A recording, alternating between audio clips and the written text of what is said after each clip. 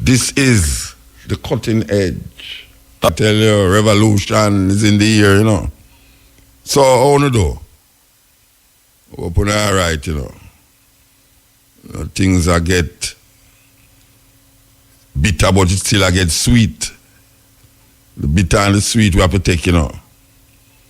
I have certain tastes where make the whole thing perfect. Hot, pepper, bitter, sweet, sour.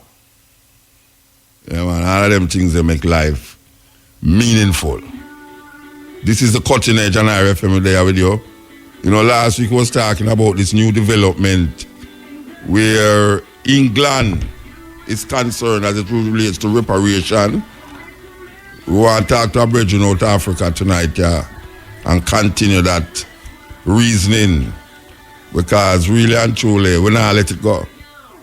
We're not letting it go at all, because that development or underdevelopment is something that everybody should recognize as significant to how we go about getting reparation for all these traumatic experiences that we're going through.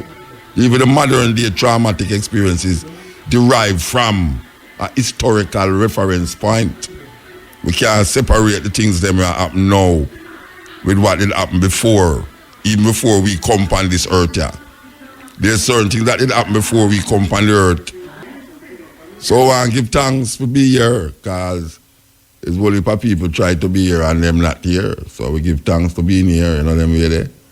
Because so as we tell you about this reparation and the move that has now taken place, and what we uncover that England was paying off a loan that was for the loss of revenue by these slave masters.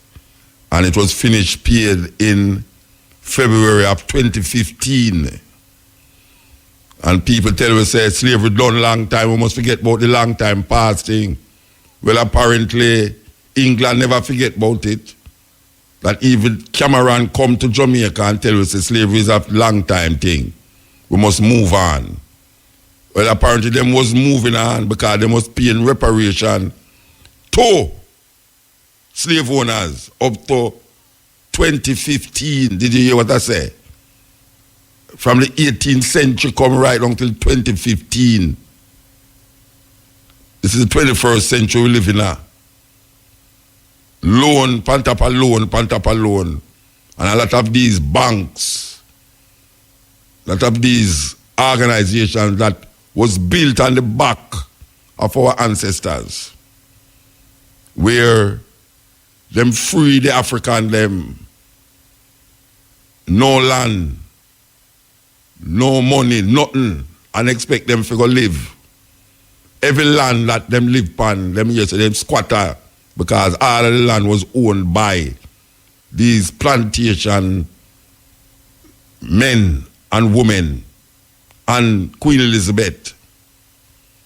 So we recognize now that something sinister was and is taking place as it relates to our redemption. And we must recognize this. And if we are a fool, if we don't educate ourselves into understanding what is it that should be done, because you have people who is struggling every day to make sure that this thing become relevant and become purposeful for all of us to understand. Reparation is something that we should take serious. The government should have it on them agenda, because we were bamboozled. We were bamboozled. When we go to school, we hear about the Pilgrim Progress. The Pilgrims were a set of Irish people who was running from religious persecution. Some of them end up in Europe, some of them end up in the Americas. especially in the America. And when them reach there, so even though people was living there, them wasn't mindful of the people them that was living there. So they took the land as their new frontier for settlement, not giving recognition to the original inhabitants of the place. The Native American them feel it under the hands of these so-called founding fathers of the United States of America. Feel it. And them go there as Christians, claiming to be wanting to civilize these so-called wild savages, making movies of their progress on a land that them captured is not for them own. So they went across the America and took away the land from the Native Americans and put them on reservation.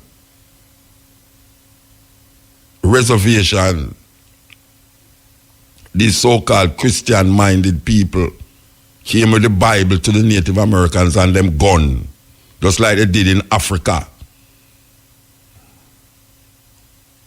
And the story is now that they have the land, they have the wealth,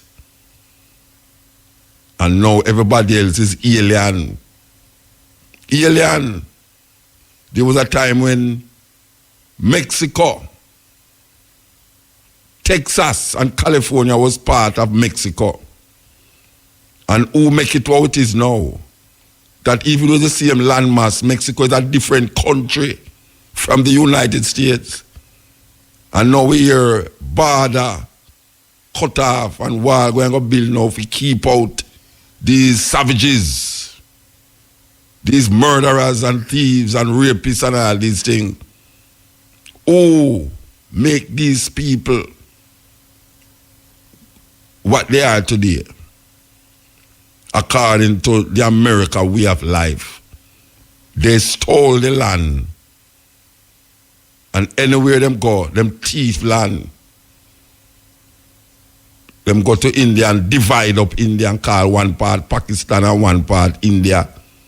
And the people them in the thinking believe it's two different people, like Dominican Republic and Haiti is one land mass.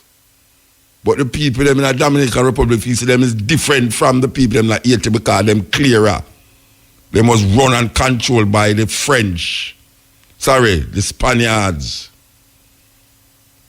And one I said was controlled by the French. Look like St. Martin. Terrible, a little island like St. Martin, not even as big as St. Anna. So I don't even think it's big as Kingston when I really get right down to it. But guess what? One side of it is controlled by the Dutch, and one side is controlled by the French. Imagine that. A man have a race. Two nations have a race. And the one who can run out most of the island, control most of the island. That is how them get St. Martin. Dutch, Holland, and France. And the list goes on and on and on and on. Them go to Australia. The Aboriginal people almost wipe them out, destroy them cultural practices and cultural heritage, and take with them land and call it Australia. And the list goes on and on and on and on. Them go to Africa. And still in Africa, destroying the way of life of the people that was thousands of years before any Europe. And we recognize that reparation is a necessity and a moral obligation that should be rectified. We need to rectify it in at this time, yeah. And I talk about to the youth them. Me a youth. Yeah, me is a youth. So me a fight for the youth them. And me a fight for myself, yeah, too. Me a fight for people when I die. People when come before. We have to know that the young people them. I am a young person. Yes. And if I should live till I live 100, I still young. Forever young. So we have fight for the need to understand ourselves as a people and see how humanity has regressed because of the atrocities that was and is still being played on the people them who's the rightful owner of their own destiny. But because of some unscrupulous behavior by some people who claim that them white, them feel them have a God-given right to human dignity and human life. And what them can't control, them wipe out. And African people are asleep.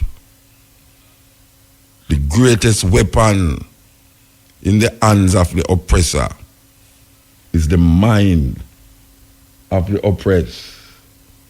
And that is what we see happening now. Mind control. Mind control. This is the cutting edge. To me, we all have to understand and recognize the importance of this Black African consciousness, Pan-African Rastafari movement. We have to understand how it relates to we, or you, as an individual. We have to talk to everyone, because it's a long time we sit down here and show the people them certain things. And you have others who come before me who did try certain things and I did recognize certain things and I could have did pass it on. Yet still, it come like a whole heap of ones never did come. The way other people them are going. The other people them are going come like Marcus Garvey never reach her. Come like Paul Bogle never reach her. Nanny never reach her. Harriet Tubman never reach her. All the ones them who come before. And we have to keep regurgitating and keep doing the same thing over and over and over to make the people them recognize and look at. Only in a serious situation for hundreds of years. And we need to climb out of the pit. We need to climb out of the pit because the filth arise.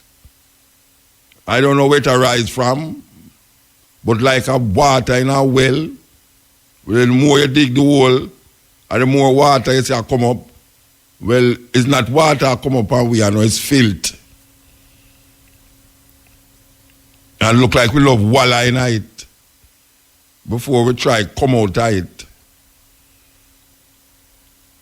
Too much of it come and gone. And black people still go like say, everything onky donkey, okie dokie, all right. It's not right. It's not right. So we may crack through the crevice and go through the little pinhole. But if one man free and the others not free, no man can truly say that them free. You understand? Because we right say the freedom of one is dependent on the freedom of all. If one man is free and the others are not free, no man can truly say that he's free. Because the freedom of one is dependent on the freedom of all. So when I talk about no individual freedom. We are talking about a collective freedom, liberation. And liberation must come by any means necessary. And that we are saying, any means necessary, it must come. Because things can't go on so all the while. Must be a stop to it. All who wait for a man to come out of the sky is madness. Madness. No man not coming out of the sky come save we from this. And we have to save ourselves. White man, God can't save you from white man oppression. You have to save yourself. Pull up yourself out of the quagmire of decadence and crazy things are going. Crazy things are going. And we are wallowing at the craziness. As a matter of fact, the more we are wallowing at it, the more we start to love it. You know, some people live in a filth and them get up every day and just see filth every day. Them start to just see filth as a normal thing. It's like how we in Jamaica now, we get so hardened to hearing about murder. When we hear about one murder, we say, only that? How much man them kill? How much man, 5 man get shot, how much man dead? And the first thing that we get hard, coarse, disconnected. We're not connected to life and the source of that life. Because we don't even know the source. So we need to come back, I will call Sankofa. We need to go back and draw from and step up on the plate and recognize how serious the situation is. Very, very serious. You think it's not serious? It's very, very serious. Behind Iron Curtain, you know something? We want to heal up some people who listen to me at some far place. I talk about like Thailand. Yes, we want to heal up the cutting edge listeners who not really catch it sometime in the night, yeah. But go back on YouTube, go catch it. So we want to heal up the people them in Thailand who listen to the cutting edge. So, with their Pat Clark, here goes. Welcome to Jamaican Roots and Culture. I'm Pat Clark. Harold George Belafonte Jr. was born on March 1st, 1927 to Caribbean immigrants. His mother worked as a dressmaker and a house cleaner, and his father served as a cook on merchant ships before leaving the family when Belafonte was a young boy. Belafonte spent much of his early years in Jamaica, his mother's native country.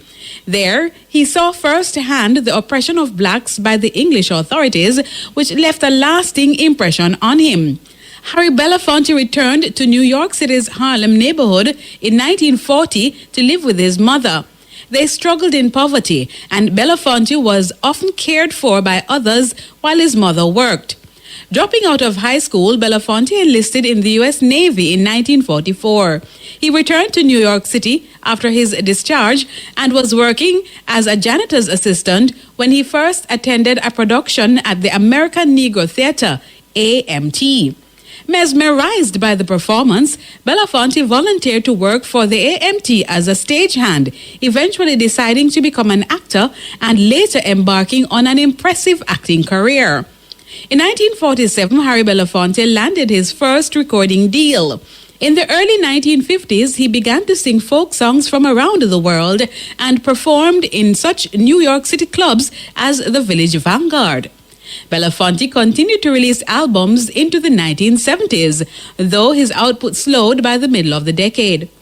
On the big screen, Harry Belafonte enjoyed some success through his collaborations with longtime friend Sidney Poitier, including 1972's Buck and the Preacher and 1974's Uptown Saturday Night. Harry Belafonte also made numerous television appearances in the 1970s and 80s, including a guest spot on The Muppet Show, on which he sang some of his most popular songs. After a break, Belafonte returned to the big screen in the 1990s, first playing himself in the Hollywood insider flick The Player in 1992. In 1996, Belafonte starred in Kansas City in the role of a heartless gangster. He later starred in the 1999 political drama Swing Vote and appeared in 2006 Bobby about the assassination of Robert F. Kennedy. Always outspoken, Harry Belafonte found inspiration for his activism from such figures as singer Paul Robeson and writer W.E.B. Du Bois. After meeting civil rights leader Martin Luther King Jr. in the 1950s, the two became good friends and Belafonte emerged as a strong voice for the movement. He provided financial backing for the Student Nonviolent Coordinating Committee and participated in numerous rallies and protests. Harry Belafonte helped organize the 1963 March on Washington, in which King delivered his famous "I Have a Dream" speech and met with the civil rights leader shortly before he was assassinated in 1968. During the mid-1960s, Belafonte also began supporting new African artists. He first met exiled South African artist Miriam Makeba, known as Mama Africa, in London in 1958, and together they won a Grammy for Best Folk Recording for their 1965 album. In the 1980s, Belafonte led an effort to help people in Africa. He came up with the idea of recording a song with other celebrities, which would be sold to raise funds to provide famine relief in Ethiopia. Written by Michael Jackson and Lionel Richie, We Are the World featured vocals by musical greats such as Ray Charles, Diana Ross, and Bruce Springsteen. The song was released in 1985, raising millions of dollars and becoming an international hit. Harry Belafonte has sometimes landed in hot water for his candidly expressed opinions. In 2006, he made headlines when he referred to President George W. Bush as the greatest terrorist in the world for launching the war in Iraq. He also insulted two prominent African-American members of the Bush administration, General Colin Powell and Condoleezza Rice, referring to them as house slaves. Despite media pressure, he steadfastly refused to apologize for his remarks. In regards to Powell and Rice, Belafonte said they were serving those who continued to design the oppression of black people. Harry Belafonte has achieved some of the highest honors possible over more than half a century in the public eye. He was a recipient of Kennedy Center Honors in 1989, the National Medal of Arts in 1994, and a Grammy Lifetime Achievement Award in 2000. Belafonte lives in New York City with his third wife, photographer Pamela Frank. The couple got married in 2008. And now, to end Jamaican roots and culture, here is a wise quotation from the Black diaspora. The cost of liberty is less than the price of repression. W.E.B. Du Bois. For Jamaican roots and culture, I'm Pat Clark. Yes, Pat Clark. And the IRFM Lifetime Achievement Awards goes to Harry Belafonte. Sir, I tell you, the two parents was Jamaican. I want to know that. I think we easy. I remember when him did lick out against Colin Powell. As a matter of fact, Colin Powell, parents from Jamaica too. Yes. Two different sides of the coin. But, yeah, that man, Harry Belafonte, I remember some move where we see me from them days there. Yeah, man, that's very successful. He used to go to Woolman's too. Yeah, Harry Belafonte used to go to Woolman's. So it go. They never tell you that black beautiful. But still have some people who don't feel so neither. Given what we're doing to ourselves. It would appear that a lot of people now, especially those ladies with those false Chinese synthetic fibers in them head. Can you believe that? I hear some people are cuss bleaching people, but I don't see no difference between somebody who bleach them and somebody who burn up them head, you know. I don't see no difference. I don't see no difference between somebody who bleach and somebody who burn up them head and cream out them head and have all these synthetic fibers hanging down at them shoulder. And them same one at turn around, look at how them bleach up them skin. Then what's the difference? It's all about looking different and how close you can look to Europeans.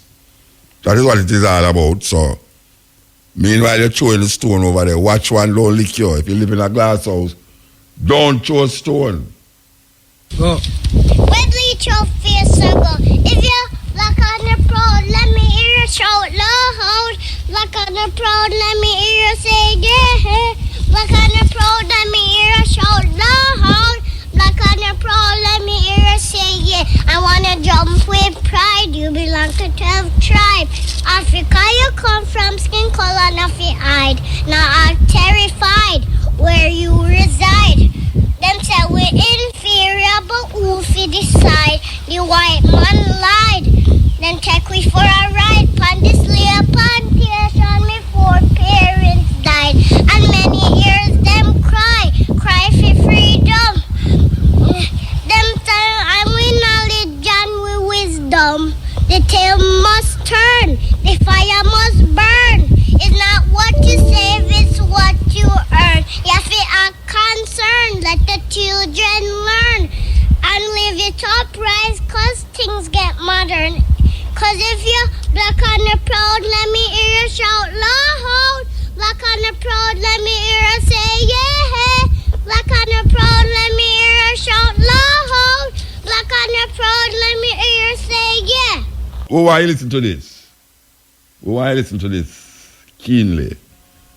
Very important. Good afternoon, friends. I've been trying to find a way to write about this, and I decided, you know what, I think I can do a better job speaking about it. So there's been a few incidents since I've been here in Jamaica. It's been 3 weeks of, I just love this country. I love the people. I love everything about it.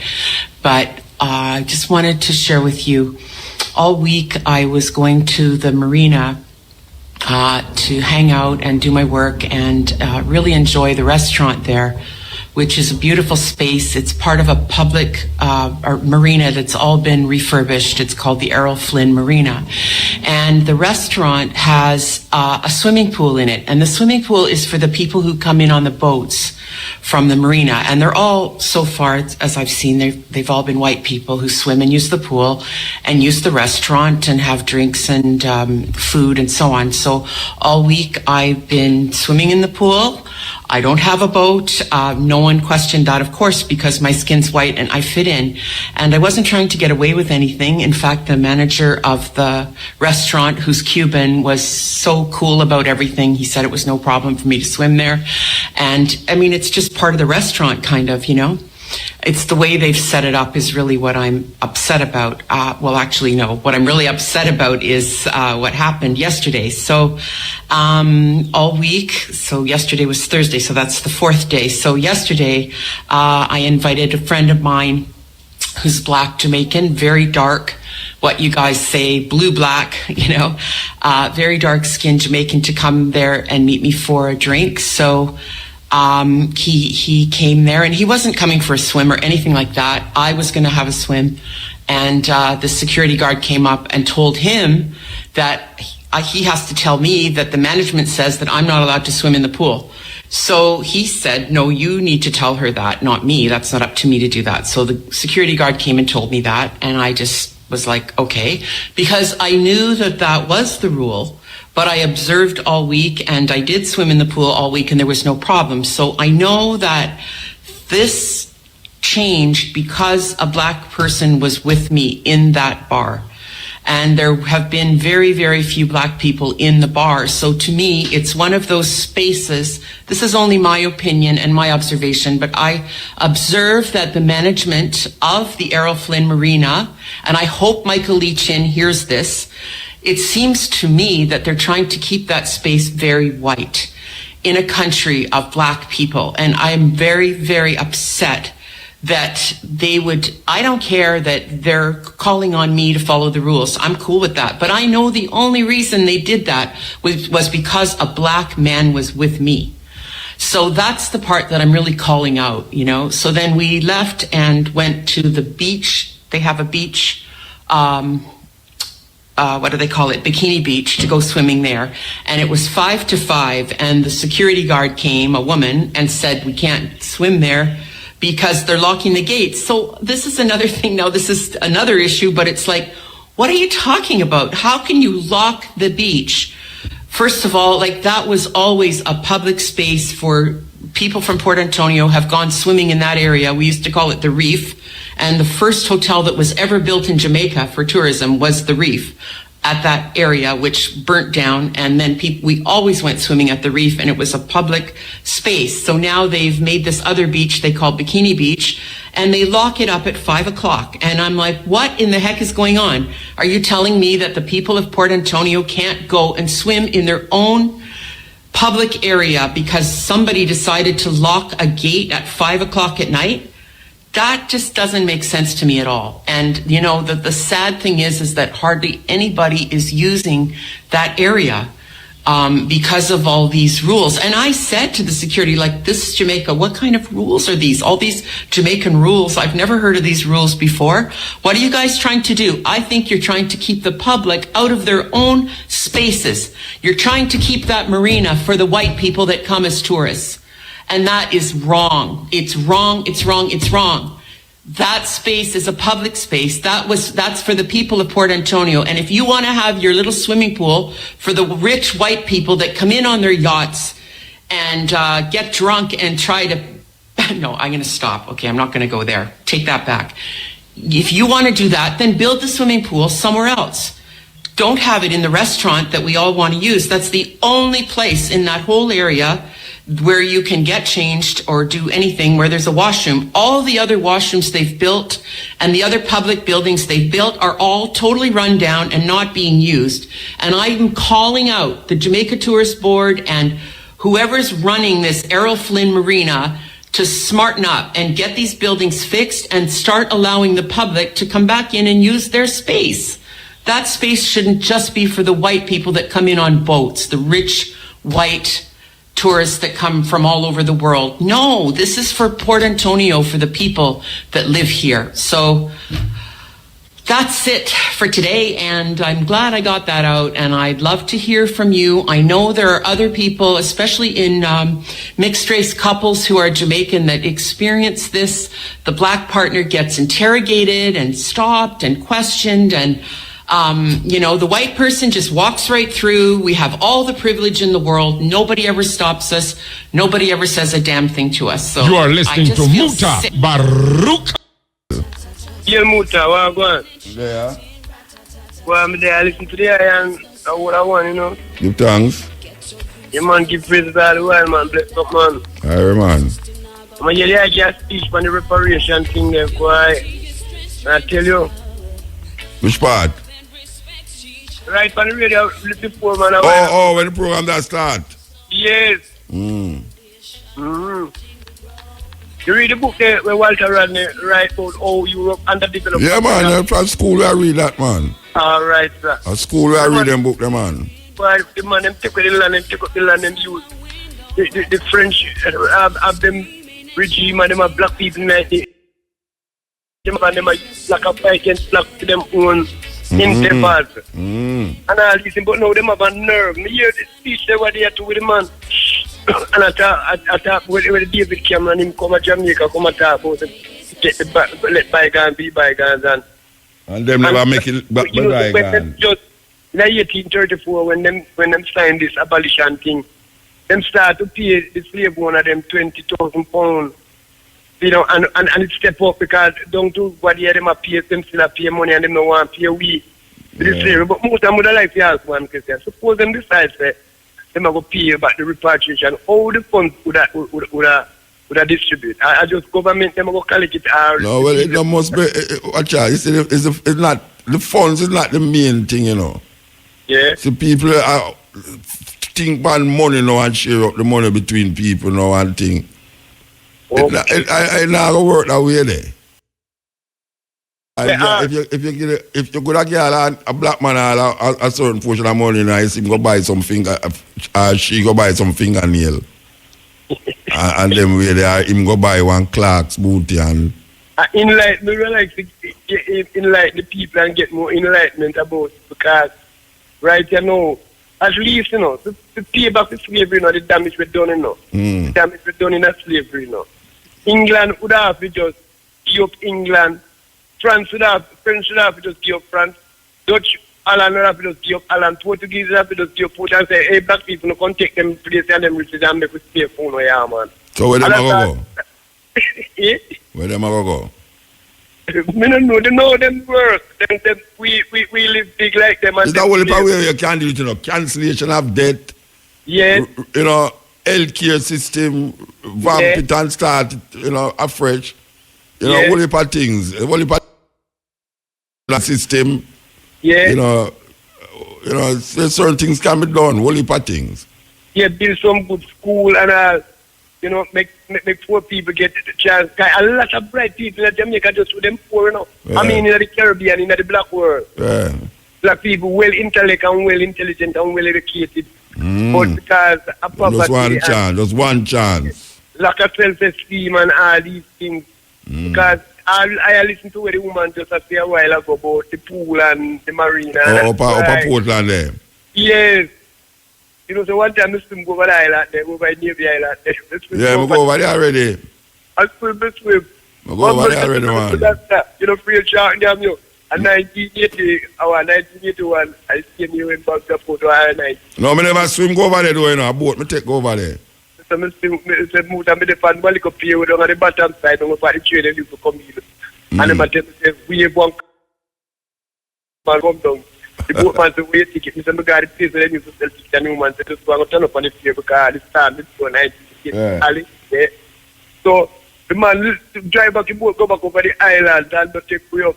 So we go up over Teachfield there and go up on the little beach at Teachfield and swim class, we go right over upon the island. But we did have 2 man draw down for one with a cutlass and one with a slingshot. So the elder man of the cutlass and the younger boy have the slingshot. So we talk about that and show them the boy we really want to see the island and so then. So then we find it. And now go to go out and we swim go back over after a while. Yeah, I'm go over. Yeah, man, get places moved and just yield up there and, keep up the eye good works and place up on a virgin the way the eye play boy the eye can't play. Where you get them music, the motor? When we get them what? The music, the tune where you play at night time. When we get them? Yes. Can't be still in the record shop. We can't buy them in the record shop. I don't know. You see the man them sell them. You go see a CD or buy a CD or two for them, but they all start. I know most of them are people just see me and say, Muta, why listen to that CD and see if you want to play it, Yeah. And then I have a big CD collection of me yard, Yes, that's true, yes. enough CD and record. Because you work, you do and that's the. Yeah. All right, so give thanks. No, I'll go to tears and play stuff. Like one list. Yeah, man, how is it? Yes. We're there with you, We are taking the call them. Here we go. Yes, Muta. Blessed. Yeah, man, that piece of land over Portland where they live I talked about a while ago. Yeah. It's a different piece of land off of Jamaica land. Because you say you swim go over there sometime and the No, I never swim go over there. A boat, I take over the other youth. You take a boat, go over there. Yeah. So, how them stop people from using the beach? Well, like any other beach where you go right through to Negril, them put wall there and put fence there. Then put wall there. And fence, yeah. Yeah. So, You never go one of them places on can stop somebody. Eh? It is illegal. It is legal for them to stop a person from using that. I don't see it legal. I don't see it legal, but you don't know it go. The people have a hotel, them build a fence, there's them no why all nigga go up on the beach. And if you go up on the beach, or them say you're harass tourists and all them, they want to lock you up. More before so in order for you to get over there, you have to either swim go over there or take a boat. Go over there. No, I know watch out. The part over there we are talking about a different thing now, we are talking about actually Portland, they son of and Trelawney, Negril. all of the beach them right now. You hardly can find a public beach where you can. You see, it's in the other island them. You have to make a pathway to the beach, you know, because the beach is public thing. I tell about Jamaica Public Beach. Tell me about Jamaica Public Beach. Jamaica Public Beach and the whole of the beach them. Right. Yeah, so but there's it's any right beach now in Jamaica when stop can go on. Eh? There's any beach in Jamaica. A security guard can stop it from go all on of the beach in them when you Jamaica. say have hotel there, them stop you from go up on them. All of the beach No, them. them can stop it from go through the hotel. No, go the on beach. The beach. But once there's a public thoroughfare to the beach, nobody can stop you. Yeah, but when I try to show you, say, most of the beach them now controlled by the hotel where the beach there. And them not have no thoroughfare for go there. So you have to walk through the property for go up on the beach. Most of them not have not build up them concrete structure and them wire fence. So you have, if you want to access the beach, you have to go through the hotel for go up on the beach, and that now is a problem. You know, see it? Them by right, them supposed to have access, the hotel, them supposed to have access to the beach for the public, but them don't do that. Some of them all build wall in the rotting sea. And put wait name there, rope round it, like say a swimming pool. Them a turn the sea in a swimming pool. If you go and niggle it, some of them do it. Put thing round it that them a mark out that spot there. Say you see that is what for me one. You know, see them don't want to no nigga out swim this so. You know, see it appear white people have forgot this so. So them say if you're not part of the hotel, if you know, it's like them I tell you, so it's like you have some hotel where you're going at the lobby and them say nobody's allowed on the hotel. The room them with the guests them. And that them I tell me now. So we can't go up on the beach, and most of the beach them now take up by hotel. Terrible. Virgin gone.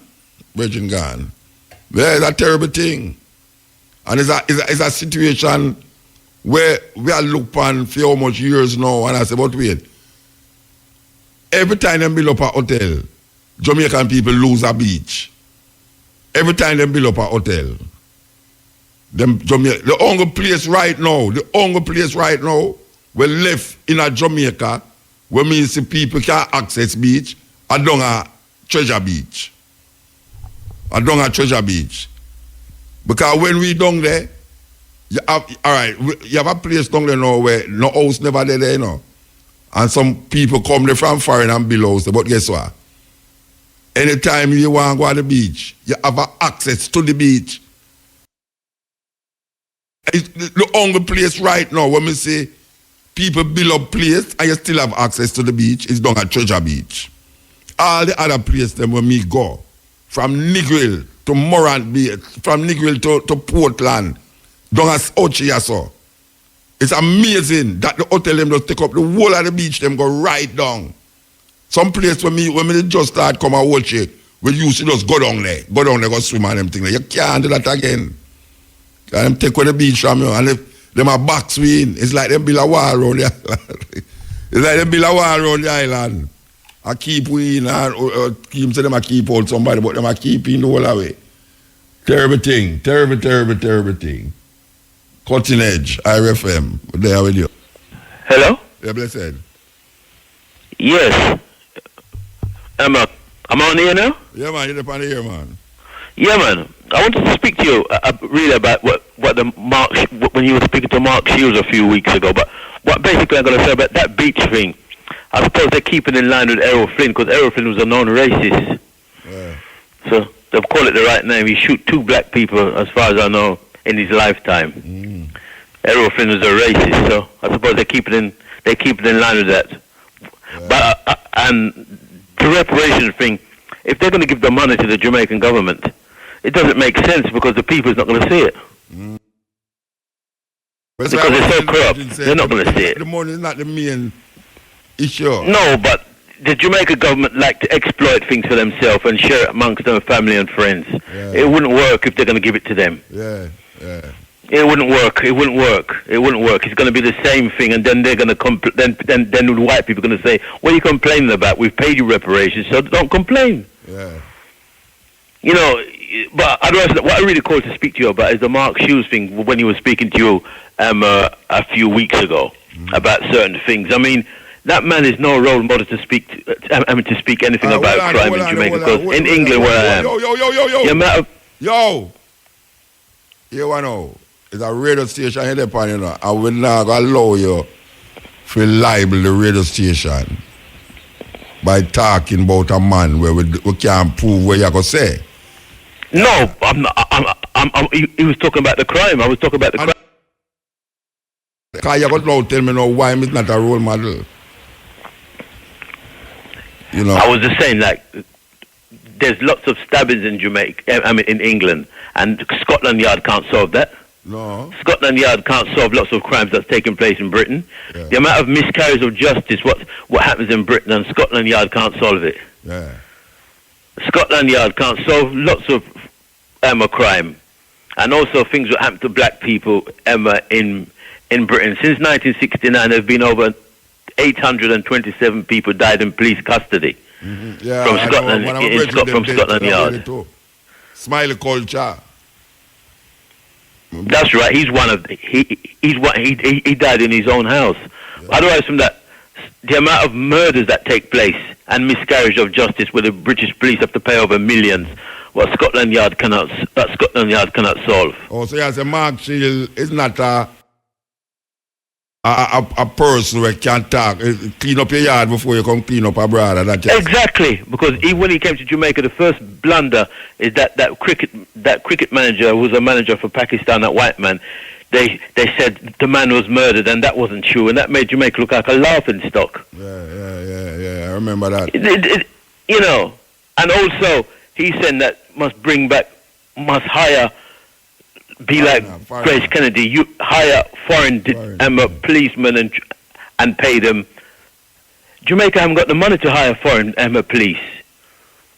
Jamaica, they don't have it. Still, I just not if we want to hire foreign police, but Jamaica have the money. But they can't afford it. Oh, Jamaican government can't afford anything, man. But they wasted it on him. They paid him $120,000 a year, and he didn't solve any crime. Yeah. Plus, he had his driver, his cook. All right, so you tell me where you think should have happened? Is the Jamaican police what they have to work with what they've got. No, they have to work with what they've got. Jamaican police corrupt bad. So tell me what them should have done. Well, so is the British police corrupt. No, we're not about the British police. No, I ask you where we should have done then in a Jamaica, given our situation. What should we do as part of the situation? What they should do is they've got no choice. They have to use what they've got. They have to use what they've got. And they have to use what they've got. By doing what with it? By doing what with what them use? Do what? By doing all they do is get rid of the corrupt police, but bringing in other people from other countries can't change it. They just want to show them a bit more respect. Yeah, wait now, but you show me something where them not supposed to do. Tell me where them supposed to do. Get rid of some of the corruptible police. The corruptible police. Just get you that. Everybody know who they are. Yeah, all right. So now, a three policeman made an interview, you know. And the three of them Adams said, man is a killer. He's dangerous. Oh? Adams he's too rough. Wait now, man. Listen to me, I say. A three policeman made interview, and the three of them right cross say them should have get rid of the corrupt police them in the force. So that is one thing. Get rid of the police, corrupt police in the force. And then what?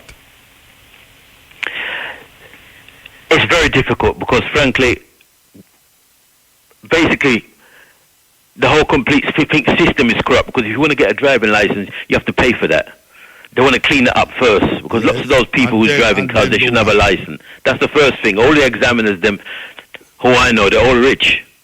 All right, so that is what is happening. So tell me what should happen. I mean, we'll get to the police. What should happen? Corrupt police, what we don't know after.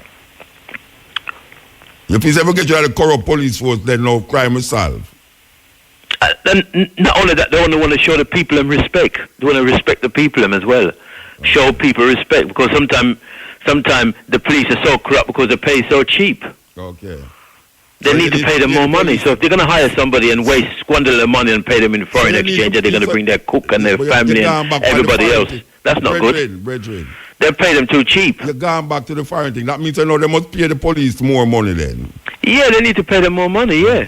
They need to pay them more. They need to pay them more money. Because like you said, Jamaica's got money. So if they got money, then they must pay the people more money. They never find the money for do it. Anything where they want. Anything where the government want, though, they must find the money for do it.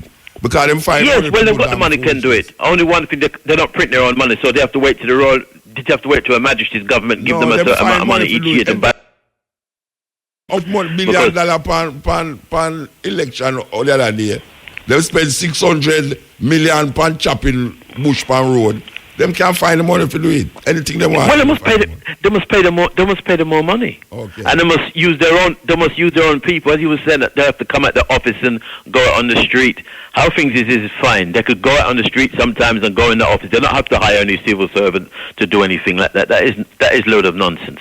Okay. They don't have to use nonsense. They've got enough police to use what they've got. Them not have enough police. They don't have want to. More police, man. They want more police. Trust me, they want more police. Anyway, give thanks still, brethren. Yeah, so all how right. long you leave England now? How long you left England? Huh? How long you leave England? I've been here all my life. But I've been to Jamaica a million times. I even know you as well. I know you. No, wait, now, I know that. May I ask you, how long you left England? Man. But I go and come regularly, so I'm back and forth.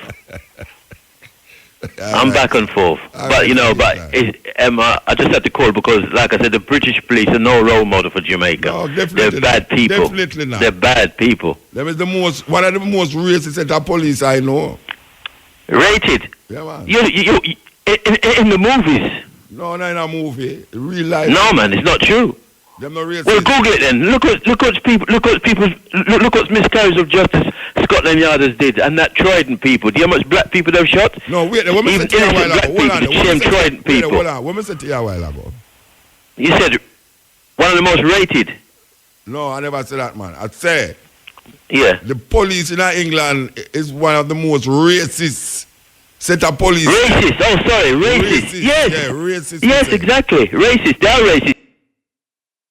Oh, and another thing, there was a policeman called, is it Philip Green? He ended up getting a knighthood from the Majesty of the Queen, and now he's in the Bahamas somewhere. So it benefits them when it comes to Jamaica, because they get their knighthood, then they get their nice pension, and then they can get as much Jamaican women as possible for free. Well, Green did say the police them in Jamaica on go listen to white officers rather than them own officer were black. Green did say when them there. Well, that's not really true. That's because they don't really get the chance to it's not really true, really. It's not really true. It's true.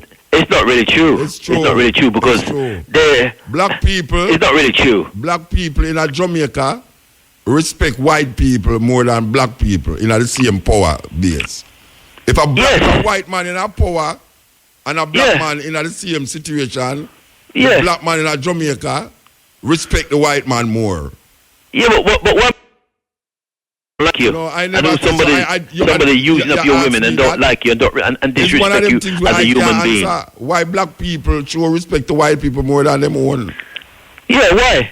To neo-Nazi people, lots of them are neo-Nazi, these white people. They're Nazis. They hate black people. Where black people is inferior to them. You know. So why you wanna like somebody who's inferior, who looks at you like you're inferior? That is stupidness. Yeah, them take a poll in Jamaica, and most Jamaicans say they would have preferred if the Queen was still ruling Jamaica. But she still is. No, you understand what I say, man? I talk about... Yeah, but she still... can I ask you one particular question? Yeah. In England, right, in Parliament, the Speaker of the Parliament said he's not going to wear the wig. So why the Jamaican Speaker have to wear the wig, the Parliament charge? Why do he have to wear the wig if England don't wear it? No, brethren, I know that me just said to you a while ago. I know, but I'm just saying that if they're not under the British, why do they have to wear the wig? Most Parliament. Most Jamaican the Speaker don't wear it. Say they would prefer if them under the rule of the Queen.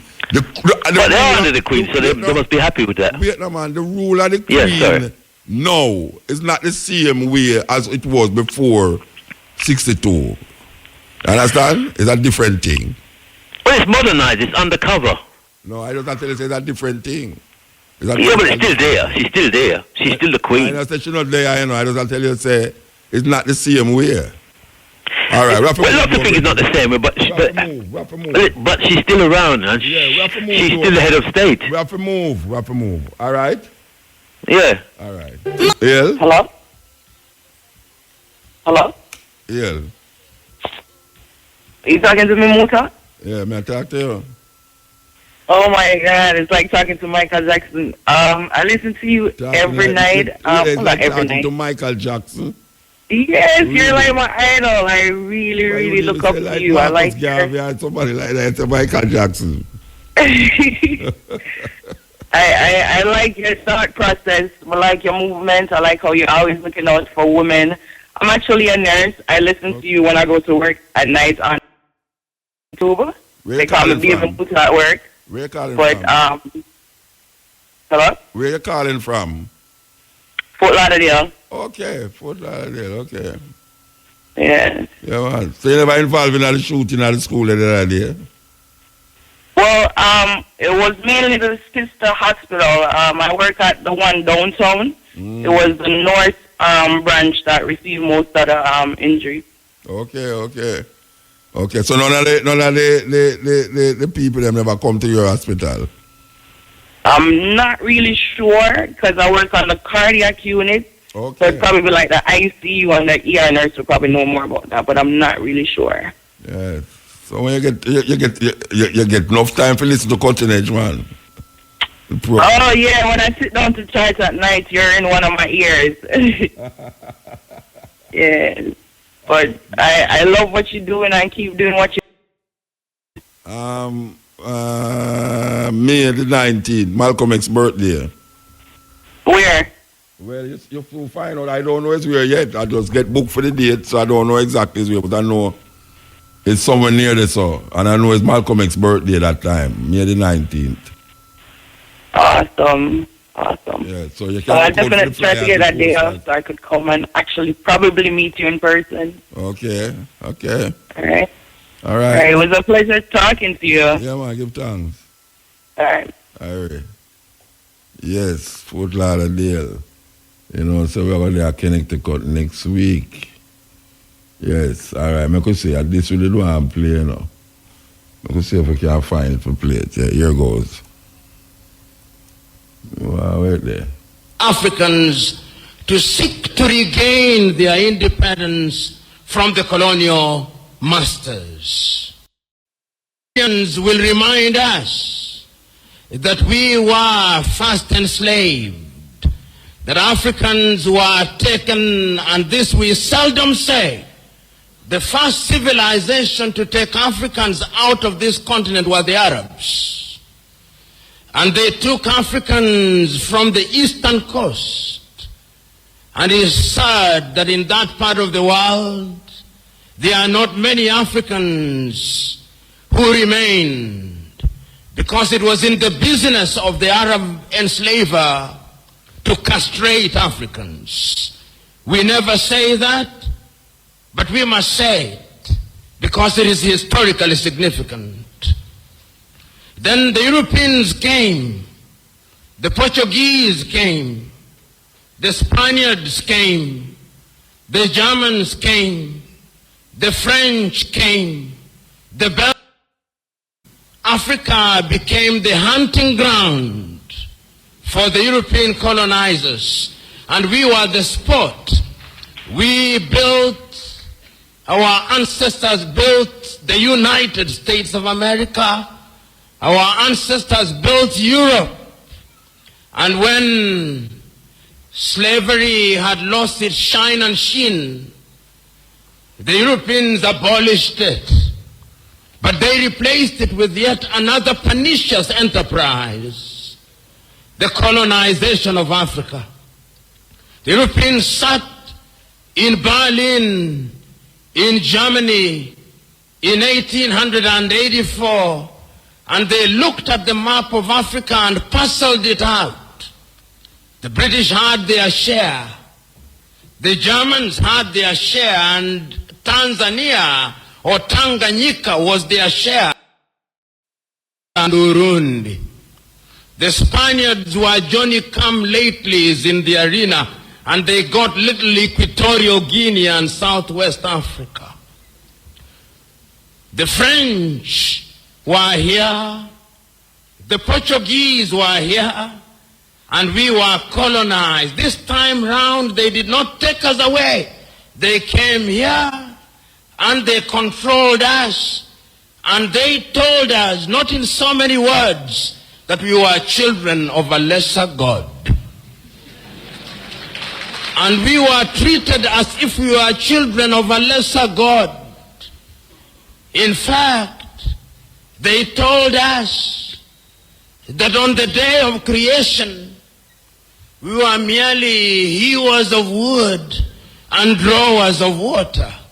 And if anybody were to doubt it, in 1948, and when Hendrik Verwoerd instituted the apartheid regime in South Africa. But yet there is a sense in which the God that we worship never sleeps.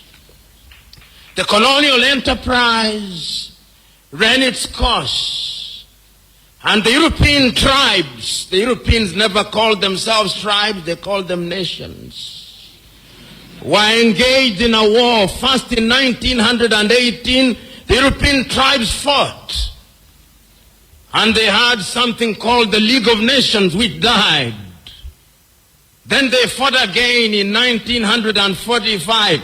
And what is unique about the European nations is that when they are engaged in tribal wars, they call them world wars. So there was another war between 1939 and 1945. And after that, a new kid on the block, the United States of America, took the lead in saying that colonialism was something that was undesirable. But at that time, Africans were never quiet. Those who had been taken out had already started agitating. Many of us here will remember Marcus Garvey, of whom Bob Marley says, Garvey was a buffalo soldier in the heart of America. And many of us will remember W.E.B. Du Bois. Many of us will remember that they started agitating that Africans must regain their dignity and their independence. And indeed, in 1847, in Liberia, a small brought back in Monrovia, and Liberia became the first independent black nation in the continent of Africa. So soon thereafter in Sierra Leone, they also created yet another colony. But Africa was colonized, except Ethiopia, which they tried to take in 1938 and exiled Professor Dr. Haile Selassie, and unfortunately they were defeated, as you remember, in the Battle of Adwa. Africa can defeat European tribes.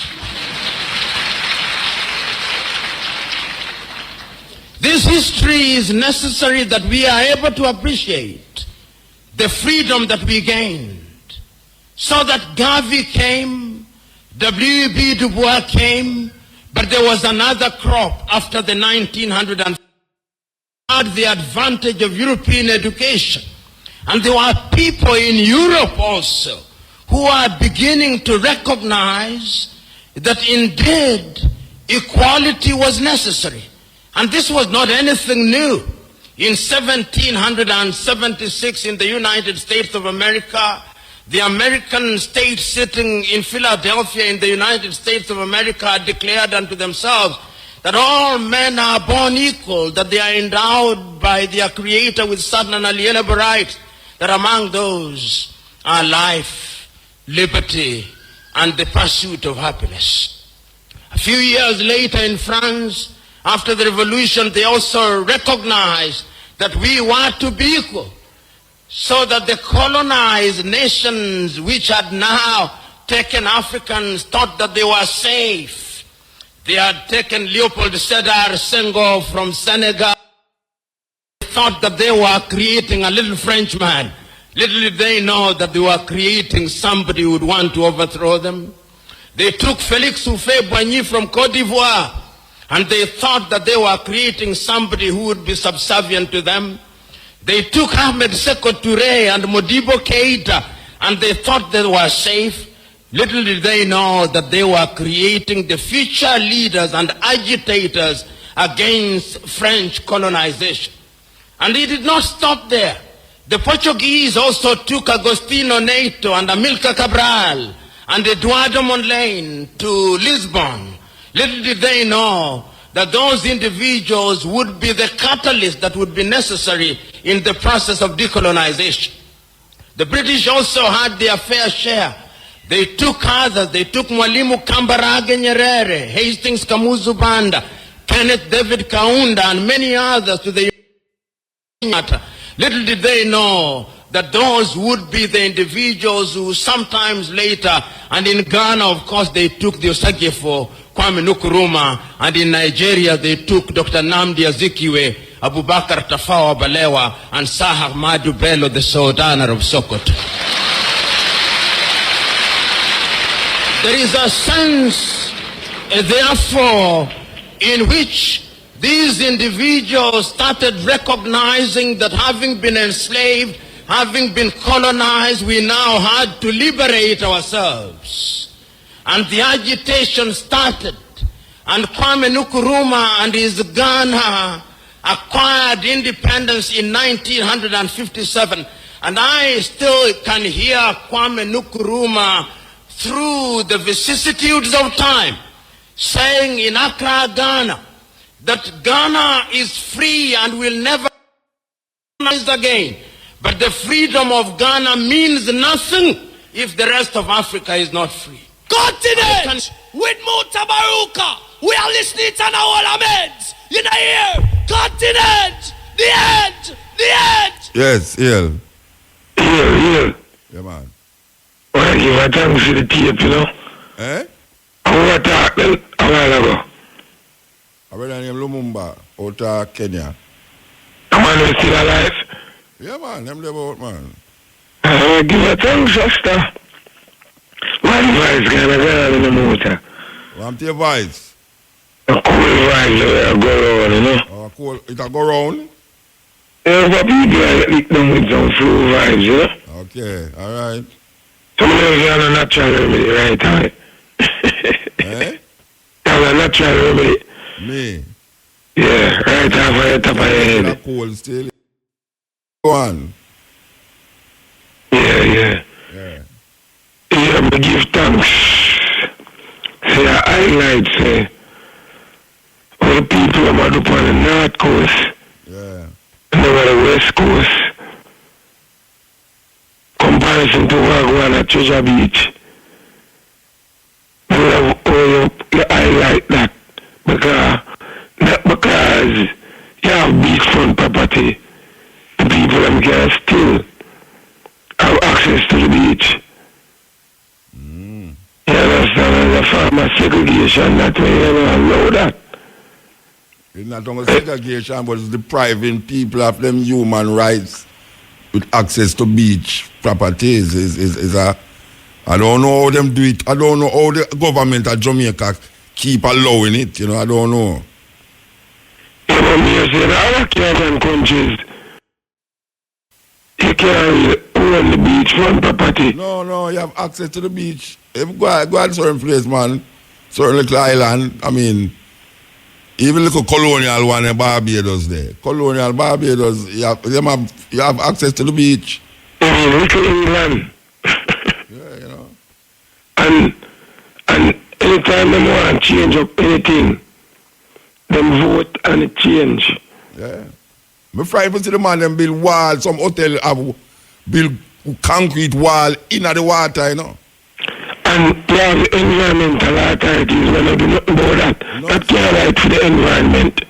No, they don't do nothing about it. Refreshing view, sister, a while ago, Rasta.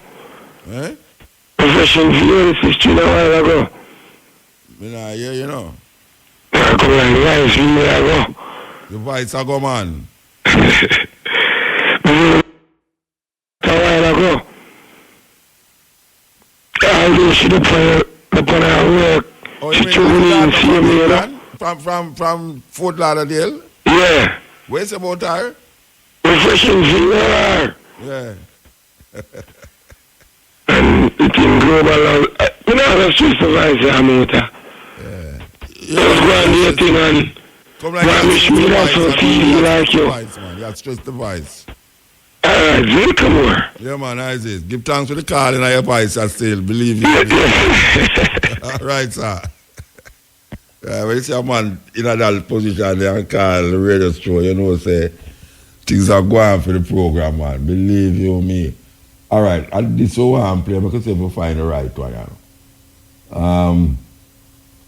The one who say him sue the government, him sue the school. All right, I want the people them listen to this, you know. Listen very keenly. Because I have to go play it tomorrow again too, because trust me. Albert Einstein once said, everybody's a genius. But if you judge a fish by its ability to climb a tree, it will live its whole life believing that it is stupid. Ladies and gentlemen of the jury, today on trial we have modern day schooling. Glad you could come. Not only does he make fish climb trees, but also makes them climb down. All right, I've started over. This brethren is having a trial and him is trying the school system.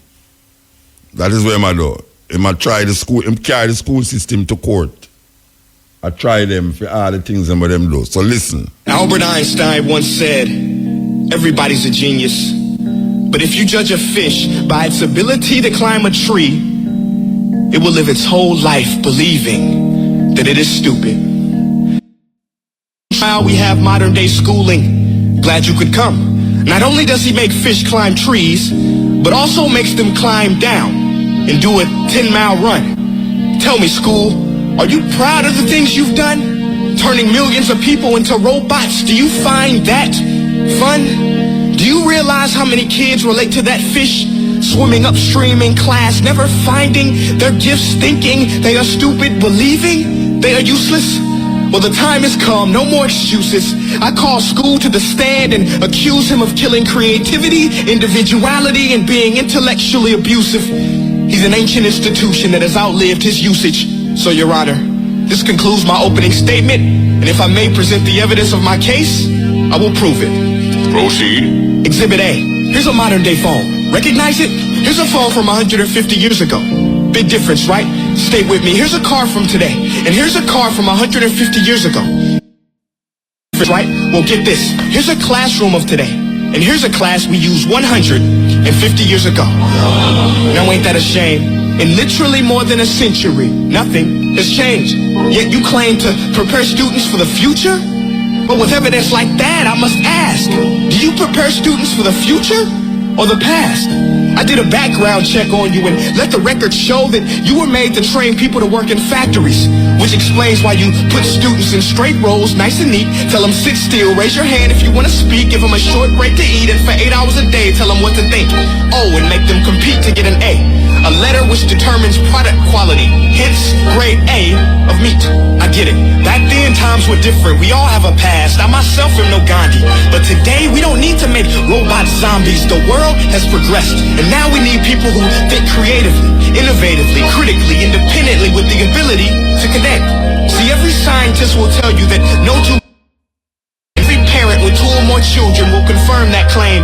So please explain why you treat students like cookie cutter frames or snapback hats, giving them this one-size-fits-all crap. Watch your language. Sorry, Your Honor, but if a doctor prescribed the exact same medicine to all of his patients, the results will be tragic. So many people will get sick, yet when it comes to school, this is exactly what happens. This educational malpractice, where one teacher stands in front of 20 kids, each one having different strengths, different needs, different gifts, different dreams, and you teach the same thing the same way? That's horrific. Ladies Ladies and gentlemen, the defendant should not be acquitted. This may be one of the worst criminal offenses ever to be committed. And let's mention the way you treat your employees. Objection. Overruled. I want to hear this. It's a shame. I mean, teachers have the most important job on the planet, yet they're underpaid? No wonder so many students are short-changed. Let's be honest. Teachers should earn just as much as doctors and save the life of a kid.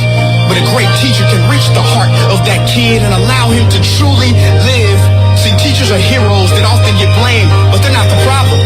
They work in a system without many options or rights. Curriculums are created by policymakers, most of which have never taught a day in their life. Just obsessed with standardized tests. They think bubbling in a multiple choice question will determine success. That's outlandish. In fact, these tests are too crude to be used and should be abandoned, but don't take my word for it. Take Frederick J. Kelly, the man who invented standardized testing, who said, and I quote, "These tests are too crude to be used and should be abandoned." Ladies and gentlemen of the jury, if we continue down this road, the results will be lethal. I don't have much faith in school, but I do have faith in people. And if we can customize healthcare, cars, and Facebook pages, then it is our duty to do the same for education, to upgrade and change and do away with school spirit, because that's out of each and every student. That should be our task. No more Common Core. Instead, let's reach the core of every heart in every class. Sure, math is important, but no more than art or dance. Let's give every gift an equal chance. I know this sounds like a dream, but countries like Finland are doing impressive things. They have shorter school days. Teachers make a decent wage. Homework is non-existent, and they focus on collaboration instead of competition. But here's the kicker, boys and girls. Their educational system outperforms every other country in the world. Other places like Singapore are succeeding rapidly. Schools like Montessori, programs like Khan Academy, there is no single solution. But let's get moving, because while students may be 20% of our population, they are 100% of our future. So let's attend to their dreams, and there's no telling what we can achieve. This is a world in which I believe, a world where fish are no longer climb trees. I rest my case. REFM, thought-provoking, always smoking, lyrics like a bazooka. You are listening to Mutabaruka. Yeah, Muta. Blessed man, why you know, man? Everything is everything. And thing, the snowy conditions here, the beast from the east, as they call it, the weather, cool weather. Snow up there now? Wait, snow up there now? Yes, man. Heavy, man. From about 2 days ago, they call it the beast from the east. Weather coming in from Siberia and Russia. What? Yes, and there have been several deaths on the motorways because of the weather conditions and so on. A lot of schools have been closed. Yeah, people not able to go to work and so on. I tell you something, it's the most snow that I've seen since the 1970s when I was a civil engineering student here. Me and Omar come up there, you know. Yes, I know, as you told me, you know, and I know some of the people, I know the people involved, you know, I haven't heard from them, you know me from years ago, you know, from in the 70s, you know. A good people, right? A good people, them. I know them, you know. All right, I know them. You don't have to say nothing else. All right. And thing, I want to yell up Castro Brown too, you know, Regin and thing. But last week, there was a hunger strike at the detention center in Yarlswood, which is near in the Bedford area, you know, Luton side, where some Jamaican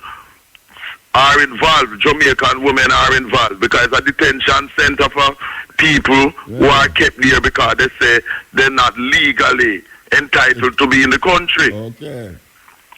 But the thing about it is that, alarmingly,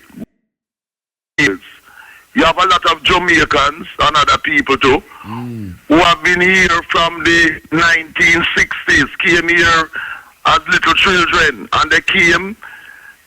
In a lot of cases, they didn't have their own passport. They were on their parents' passport, you know, that type of situation. Or they lost their passports that they came on. So they are not able to prove by way of a passport that they have indefinite leave to live in the country, to remain in the country, and so on. And so there have been some horror stories where they have been arrested and detained and put in these centers to be deported to Jamaica, even though they have spent most of their life working in this country, going to school in this country, legally, and paying taxes. That happen everywhere, you know. That happening in Israel. You know that, I mean. Yes, and I'll tell you something, it's a racist thing, because even when the people provide slips, weird slips, and other forms of documentation to show that they have been working legally and paying taxes, because they don't have the passport, like they either lost it or the passport was on their parents or somebody's, and those passports no longer exist. They use that as an excuse to detain them. And in fact, I was the one who made the Jamaican High Commission here aware of this hunger strike last week at Yardswood. It's a serious situation. Yes, I mean, you know? Yes, people who have been here, like they're in the 50s now, late 50s, and they came here when they're 6, 8 years old. You know what I'm saying? And this is why I am on this case, you know, to assist with the High Commissioner and Deputy High Commissioner, you know, Ramakan and Rose Howell, to make sure that these people are not deported, you know, because they have been here legally. Very vicious form of racism, you know. By the way, you hear about the reparation thing where the government of England, through the Treasury, was paying a loan, paying it off for the money that was given up until virtually now. 2015, February 2015, them finished. Yes, the Treasury, yes. What a state of affairs, a scandalous, racist state of affairs, and of course we, the descendants, ancestors, nothing. Yeah, and but of fact, them halfway paying, because you know the taxes to the Treasury Department. Yes, our taxes paying them, yes, of course. The slave them have pay money for them own demise. Precisely, you know, we the descendants of those Africans who were enslaved through our taxes, paying the descendants of these racist bloodsuckers. Yeah. And what happened, you know, it wasn't really meant to come out, you know, but you know the Almighty Creator have a way for work things out that the Treasury came up with it, and people picked up on it and realized that this was what was happening. You know, Cameron, who Fim family was part of this. Involved, yes. One of his family was a soldier in Jamaica in the racist British Imperialist Army, yes. He's a guy who said, you know, that because he and his generation never enslaved our ancestors, then we should want to have reparations. But at the same time as this shows, they're still benefiting. Them never forget about it. Precisely. Up to 2015, them still did not deal with it. But you see, Cameron and others like him only want us to forget about it because it's to their advantage for us to forget about it. And this is why reparations is a must. And for those of our African people at home and abroad who talking about, you know, some of our people who are miseducated talking about we're not supposed to want no reparations and that type of thing, and it's begging, which is a lie and so. This is further evidence to miseducate conniving British governments. Conniving and cheeky, as Cantwell would have said. Exactly. Yes. You know? Yeah, man, always to benefit them. And I noticed that President Mugabe has broken his silence and said that he was removed unconstitutionally, and also he had a vice president, Joyce Majuro, whose husband was one of the military leaders of the ZANU-PF, army in the Chimurenga thing. He had sacked her a few years ago and accused her of trying to overthrow him and so on. And he has had meetings with her and some other people. Yeah. Yes, so I am glad that he has broken his silence, And of course we know we're coming up sometime this year in Zimbabwe. So it is very interesting to see how this is.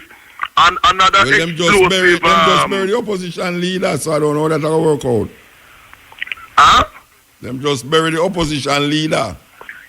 Well, no, man, it will work out because he was that opposition leader was an agent of the British, Morgan Tsvangirai. An agent was financed by the British and the Americans of the MDC, But you have other people who are pro-President Mugabe, and thing, who they are opposed to this present thing. So I will definitely keep you posted where that is concerned. But talking about next door, South Africa now, at long last, a brother from the PAC by the name of Sam MPETA, he and I got in touch recently, and he has supplied me with the names of the PAC, Pan-Africanist Congress prisoners, who are still in prison in South Africa. Long as Mandela. Yes, Mandela free and other ANC thing, but PAC, Pan-Africanist Congress, prisoners of war are still in prison in South Africa from those times as I speak. And he has supplied me with the names, and he has asked me to publicize their case to fight to get them free. And I will email you as I have emailed other people. I'll send you the names and the situation. But so that is what I am about. I have been sent. I just got the names from him. And for some years I've been PAC people. But the PAC has been infiltrated, just like how the UNIA and the ACL of Marcus Garvey was infiltrated, the Black Panther Party, and any revolutionary organization. You always have the enemies of infiltrators. But I'm glad that brother Sam Peter has provided me with the names. We have to move around. We have to move. Yes, okay. So keep on doing and hail up to the two brethren who hailed me up 2 weeks ago, because Muta, I have to support what you are doing, because without you and without Andrea Kabu doing what she do on a Sunday, there are no other African programs in the island of Jamaica. Yeah, blessed Muta. Yeah, man. 2 questions now. The general called earlier about the cricketer. Can you tell me what was the outcome of that case? The person who called about the what? The cricketer. Which cricketer? The cricket. Remember that cricket guy that said dead in Jamaica or something like that? Oh, you know, they don't tell up how it name. Yeah. What was the outcome of that case? I don't know. We never hear no more about it again. Alright. Them come and take with him, I don't know. Boy. Alright, another thing. The school system. You notice this when you said the principal them lock all the kids in my morning. Can something be done about that? Because I realize you're locking out the kids them. Regardless of the situation, you're locking them out. Where they are going to go? Most of the time you see them up on the road, especially the young girls. At the mall. All over the place. I mean, it's ridiculous. We're locking out the kids them out of school. Take them and put them. Yeah. The man get cut off. The cut off the sound away though. The cut off the really sound away, trust me. Alright, sir. I tell you. Yes, sir. When I know what happened, get cut off. I don't know what happened either. The phone bug. Yes, sir. I said, with the school system now? I mean, I said, they need to do something better with the school system, boss. The lockout business. Yeah, man, a joke thing, man. I say, I pass, I go work every morning and pass the student. Them, why you lock out the pit them a lose them education? I mean, do something, man. Carry them in the auditorium, you want to punish them, put them in the auditorium and punish them that way there. You know, you cannot lock out the pit them out of school. Yeah, a long time. Them used to do. We used No, to man, go to that Kingston need to Technical. change, man. They need to change, motor. So you think them should have take them in and put them in the auditorium with them? Yes, man. Look, something, man. You cannot put the pit them and leave them out of the road. Anything can happen out of the road. Yeah, I want to say anything happen out the road too. All right. Anything happen out the road, trust me. And the little younger one, them like the future, we have to protect them the best way we can. Yeah, man. Give thanks. Yeah, man. Irie? Yes, man. No, boy. The system, boy. Boy. System is a fraud. That's why I'm just up there and there continue doing work, you know, because 42 years now and I love the thing, boy. Yeah, man. Give continue thanks. working. Yeah, give thanks. Yeah, man. Blessed. Yes. Yeah. Bless up. Blessed. Yeah, man. I'm seeing the paper today, so I'm going to buy up my credit from early and see me have to heal, you know? You see me in the paper today? Yeah, man. Yeah, Rastafari. Oh, yeah? Oh, I'll put you in motion. Yes, man. Okay. You know your big old blue shirt, like you like a blue color, you know? My big old blue shirt. Oh, you know it's old. Because you know, say for a long time, days, Bob Marley drive a blue Land Rover. So no, what I say, oh, you know, say the shirt I have on a old shirt. You know, when I say old, man, I know you have gold on them or something there. What you mean when you say old? Tell me. Huh? Tell me, it's you, man, not Jamaican, no, I don't understand the Jamaican terminology, you know. So tell me when you say old, what you mean? Me say blue is a favorite color for a long time. No, when you say old blue shirt, tell me what you mean when you say old. Why you never do say blue shirt? Just mean I'm a blue shirt. Blue as a old time, long time thing. Because we born come see color blue, so a long time me there. Then you know born come see red too. Yeah, man. So if I did red, I say same old red shirt. Everything good though. Of course. You mean, man? Yeah, man. I'm not sleep when I listen to the program. I'm saying I have to call in and make you know. Tell me about my old blue shirt. Huh? You can't tell me about my old blue shirt. Yeah, man. I say me seeing at the papers, you know. Yeah, so where you have to sit down on? Old what? Oh, yeah. You check see me color so good, you know. You never have on an old white shirt? No. Okay. Me check see me color so good. I mean, I see I get popular like Bob Marley, you know. Me I get popular like Bob Marley? Yeah, man. Eh? You want to say when I come down in the papers and they all about, man, you know. Then are the first you see me in the paper? No, man, all the while, man. Me have all you have to tell me I get popular like Bob Marley because me in a paper. Oh, you talk to wrong side. Hang up in my house. You hang up me in your house now? Long time, man. You see that problem that no fair you go hang me in your house? So me not have you and me have you, the whole area from team. So when you free me too? You free me too? Free me now? Yeah. Me not have a problem, man. You're a star, you know, man. No, but if you hang me in your house, that means you'll free me in your house too. You say you're a star, man. You're big on the Black Star Line, man. Thanks. You're good, though. Yeah, oh, you mean, man? Be good now that me hear you, be good, yes? Yeah, man. More can some Aki come give for Marcus Garvey next celebration, man. Yeah, what? You're going to keep that from now till August? Huh? You keep the Aki from now till August? No, man. Me have one Aki tree where my brother have always up. Me get Aki every day, you know, man. Then where you wait till August, so why not bring it now? Somebody no want to see me up there, no. No occasion up there. Which part you there? Which part you there? They're Hartford, man. Westmoreland. You're there Hartford, Westmoreland? Okay. You always come look for you for the Peter touch thing and Cabo. Yeah, Westmoreland. Yeah. The poet, man, you know a poet, we always say, all right, do a one poet and go on through. Yeah, all right. All right, when me go and jokes with Lucky, then I wait till August. Yeah, man, me I carry me in for you on the celebration thing. All right, so give thanks, yeah? Yeah, man, bless up. Yeah, Harry. Yeah, Motor, yeah, teacher. blessed man.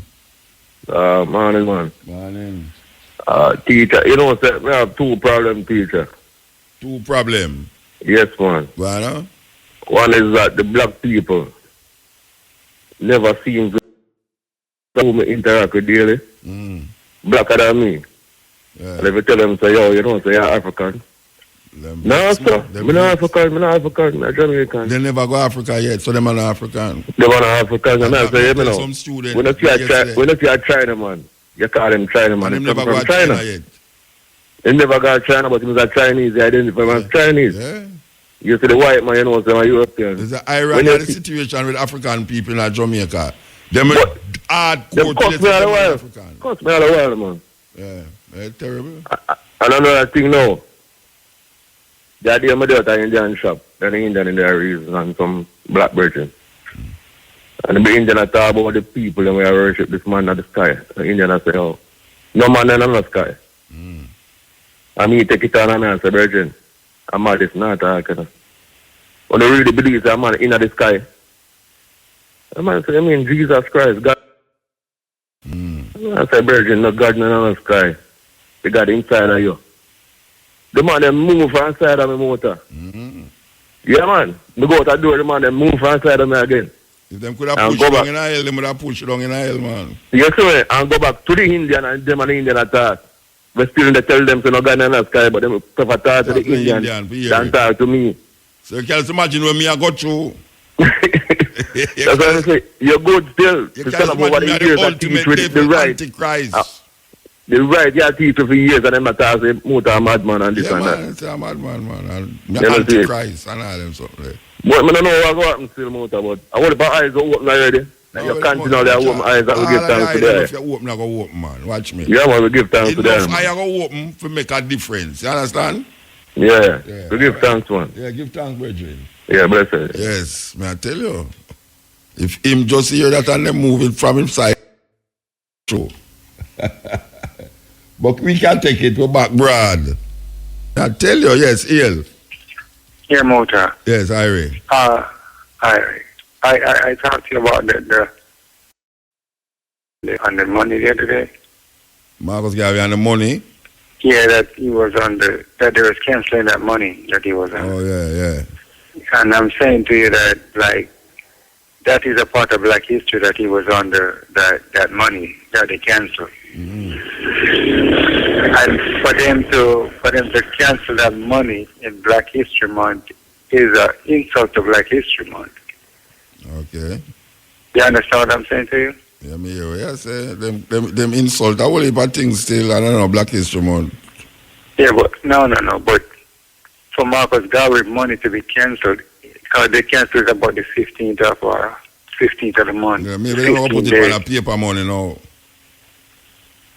Huh? Maybe they're going to put it on a paper money. To 25 cents? No, maybe them never have a $5,000 bill. Yeah, but the money that they canceled was at 25 cents. No, me know, but who tells them now going to make a $10,000 bill?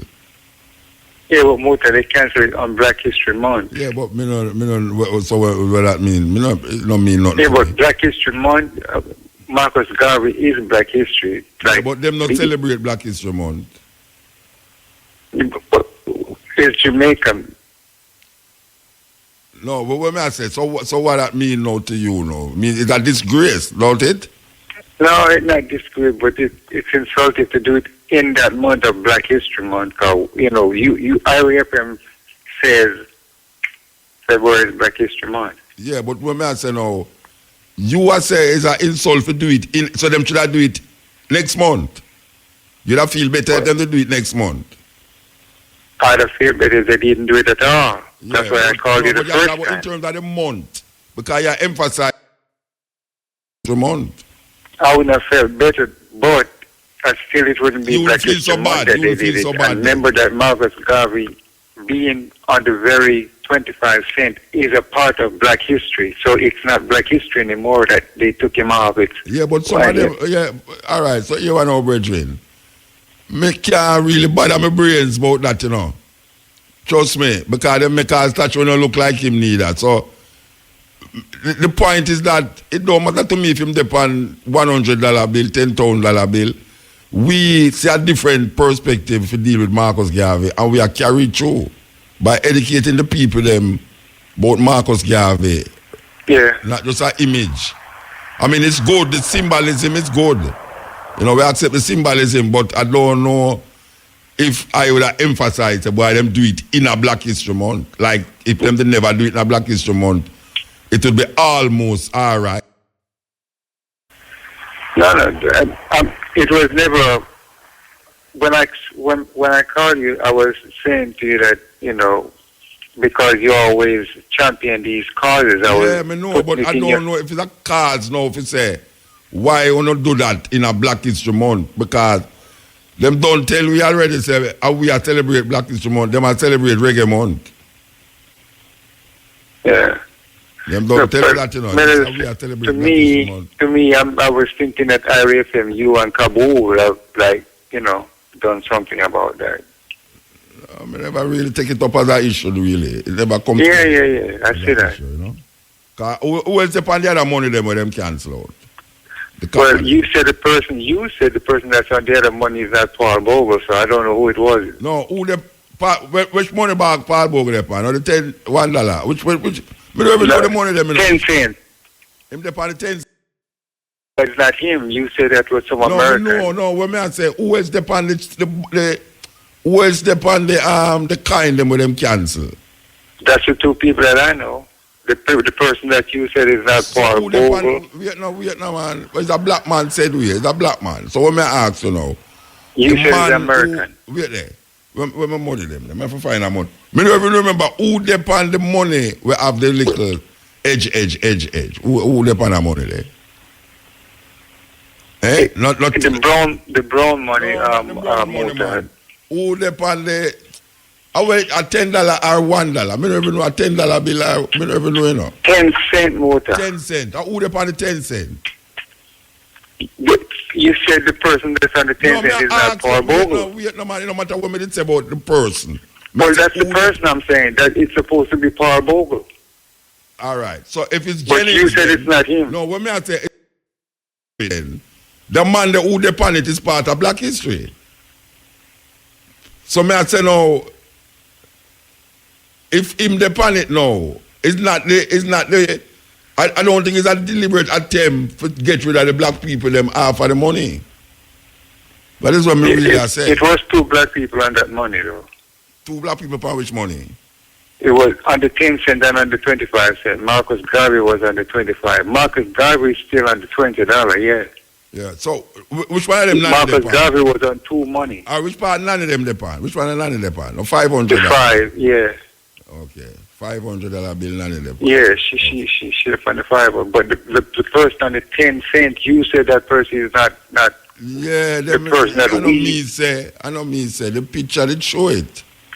Yeah, well, I know me no, say. but I'm just going by your word because I didn't check it out. So you never check it? Yeah, but I don't check it, brethren.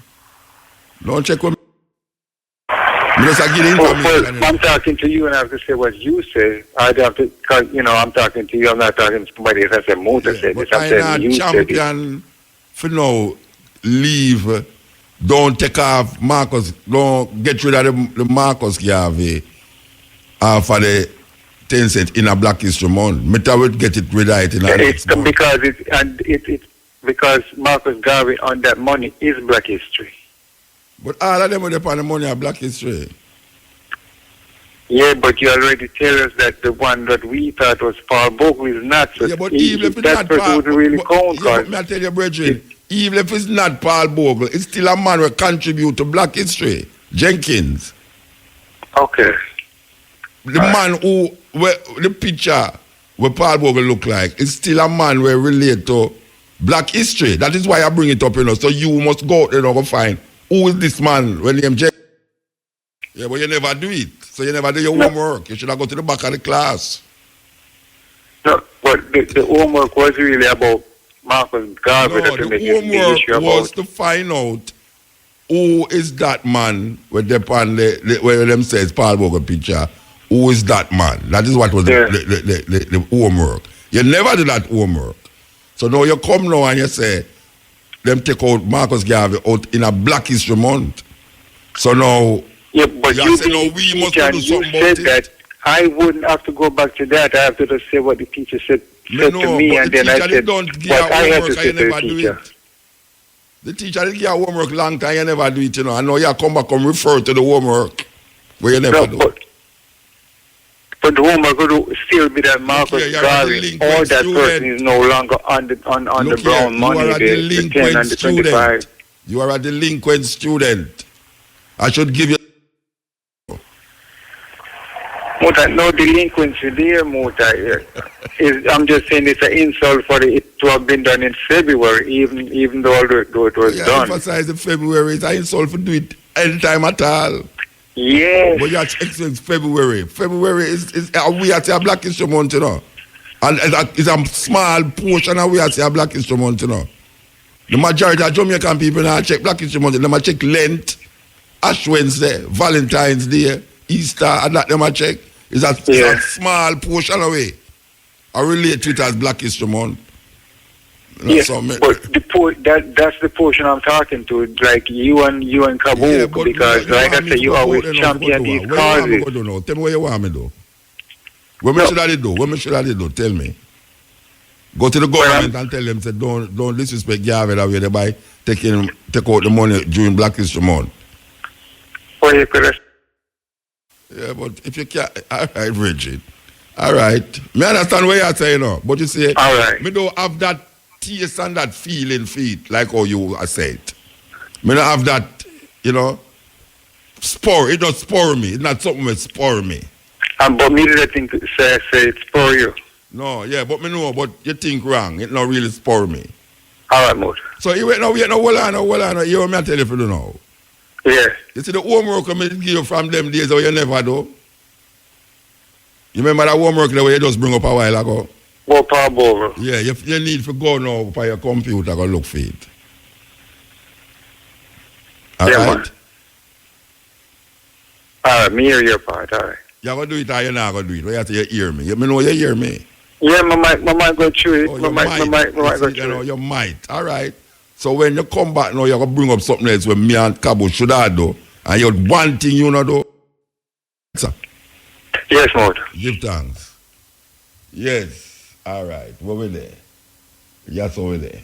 Yeah, this is the cutting edge. The brethren that talked to me a while ago. Him say too money, Marcus Garvey there. Boy, me so I am pleading naivety to this thing, you know.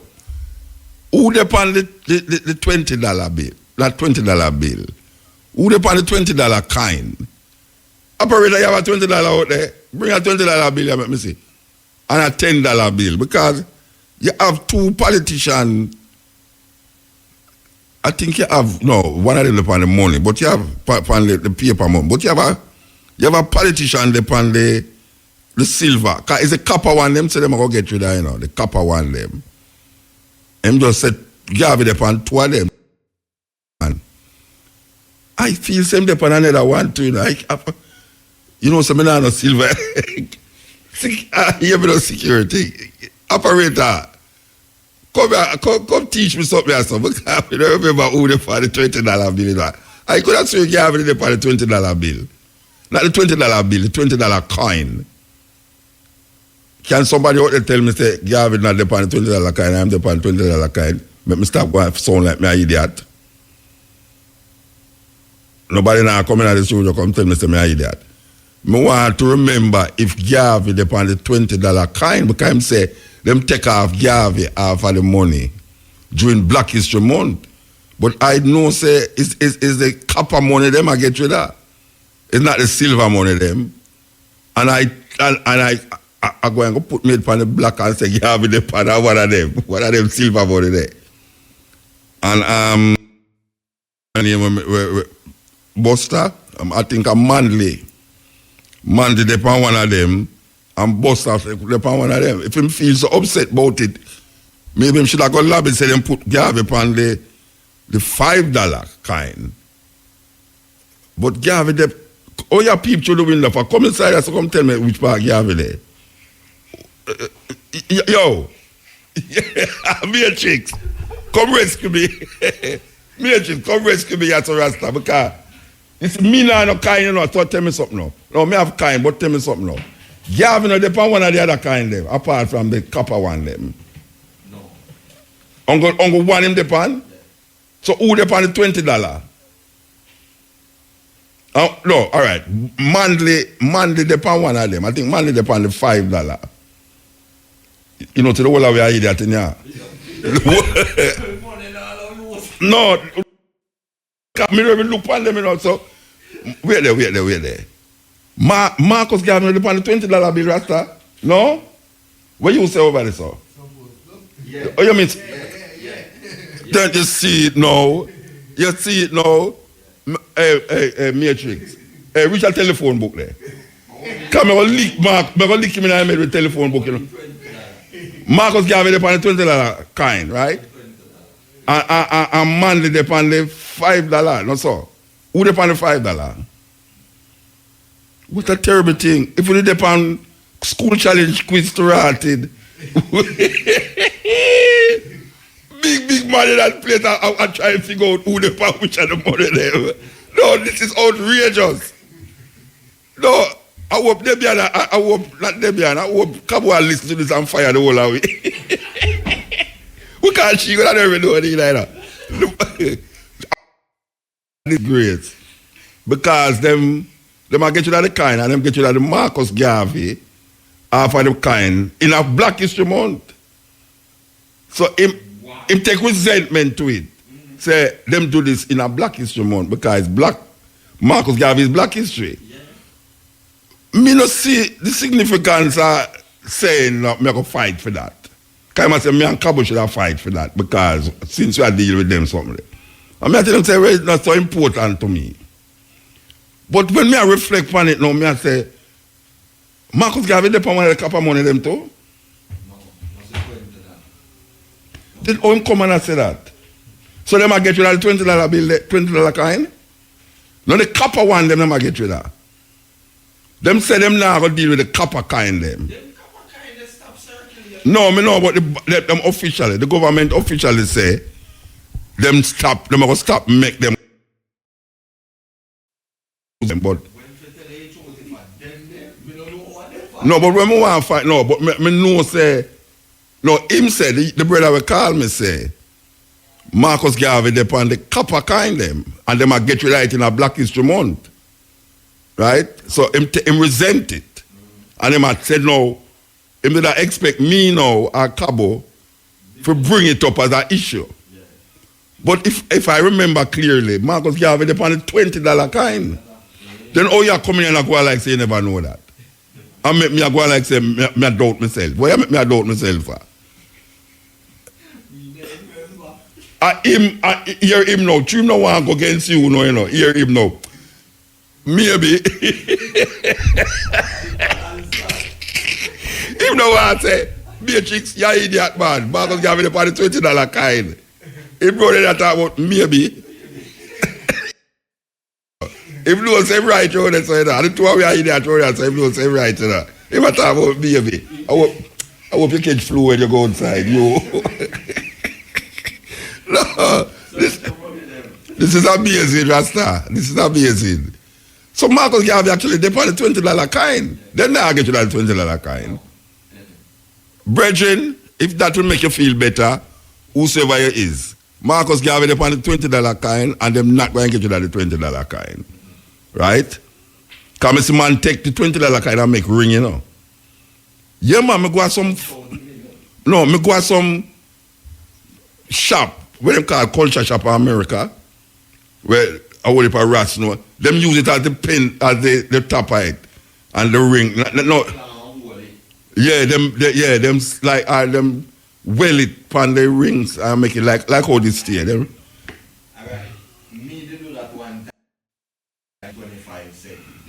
Who did they pay the 25 cents?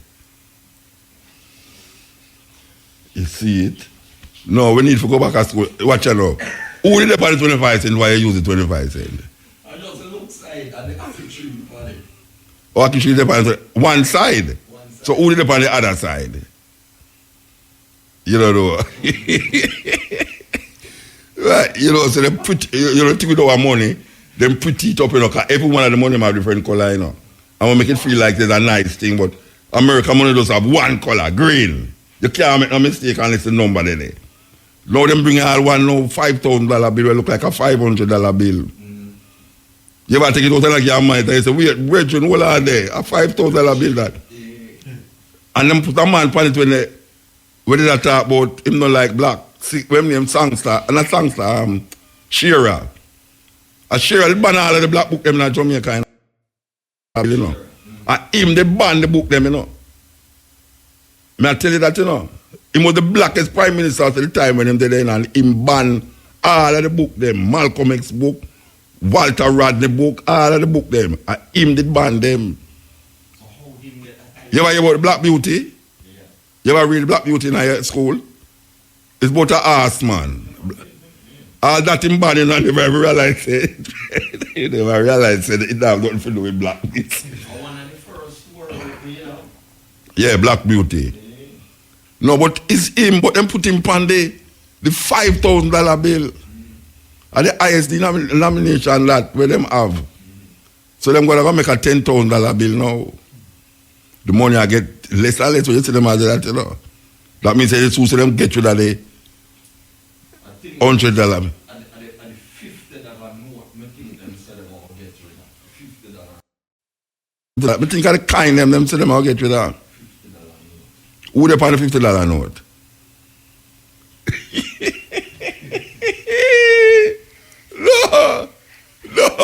No, this is serious. This is serious. No, you know. No, you know. We need to have a class together.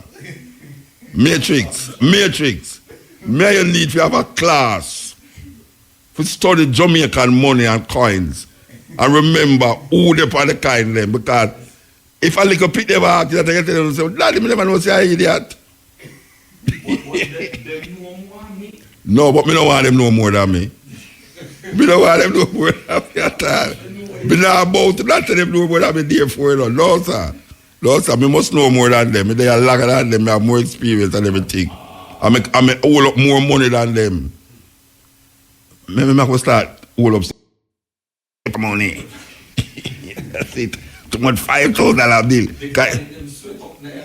Yes, that's true, you know. We need some people. Yes, that's true. All right, so we cover that then.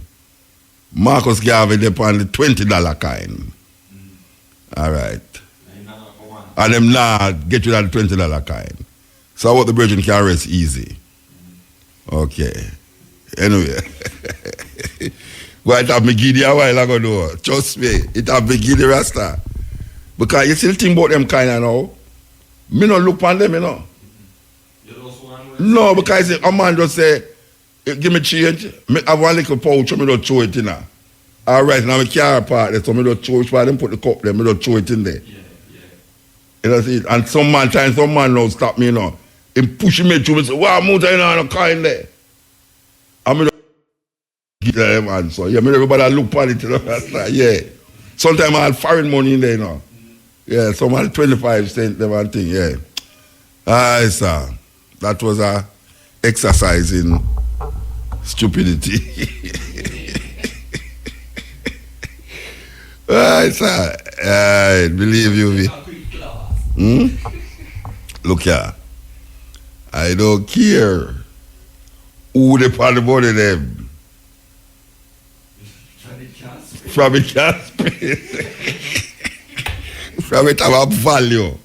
And it can satisfy what I want to do. I will forever spend it. You understand? Trust me. But that means Marcus Garvey not upon the lowest.